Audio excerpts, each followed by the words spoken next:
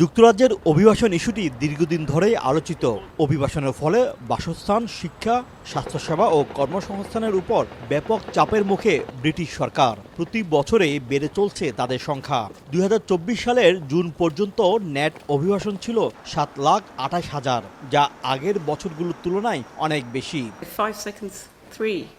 গেল সপ্তাহে ব্রিটিশ পার্লামেন্টের ওয়েস্টমিনিস্টার হলে এই ইস্যুতে বিতর্ক হয়। বিতর্কে অংশ নেন বিভিন্ন রাজনৈতিক দলের সংসদ সদস্যরা। এতে সভাপতিত্ব করেন বাংলাদেশি বংশোদ্ভূত ব্রিটিশ এমপি রূপা হক। বিতর্কের মূল বিষয় ছিল দেশটিতে 5 বছরের জন্য সব ধরনের অভিবাসন স্থগিত করা।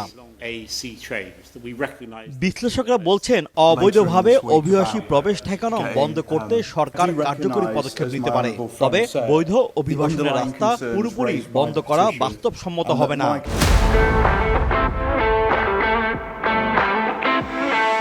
5 বছরের জন্য ব্রিটেনের লিগ্যাল এন্ড ইমিগ্রেশন বন্ধ করে দেওয়া, অর্থাৎ ওয়ার্ক পারমিট, স্টুডেন্ট ভিসা সব কিছু বন্ধ করে দিলে ব্রিটেন অচল হয়ে যাবে।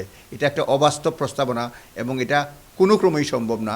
অভিবাসন পুরোপুরি বন্ধ করলে অর্থনৈতিকভাবে মারাত্মক ধস নামতে পারে ব্রিটেনে। তাই এই পদক্ষেপ সমর্থন করছেন না বিশ্লেষকরা। আমার মনে হয় না যে এটা প্র্যাকটিক্যাল, বিকজ আপনি ইলিগাল মাইগ্রেন্ট আপনি কন্ট্রোল করতে পারেন এবং কিভাবে করবেন এটা আপনি দেখতে পারেন, কিন্তু লিগাল মাইগ্রেশন আপনি বন্ধ করতে পারবেন না। এই বিতর্কের পর যুক্তরাজ্যের সরকার অভিবাসন নীতির পর্যালোচনা করতে পারে, বাড়তে পারে কঠোর নীতিমালা গ্রহণের চাপ।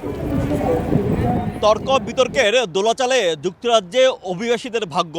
এক পক্ষ কঠোর বিধিনিষেধ আরোপ চায়, অপর পক্ষ বলছেন বিধিনিষেধ আরোপের ফলে অর্থনৈতিক বিপর্যয় নেমে আসতে পারে। তবে সরকারের এ ধরনের অবিবেচক সিদ্ধান্ত নেওয়ার আগে প্রয়োজন জনমত জরিপ। শোয়েব কবির, সময় সংবাদ, লন্ডন।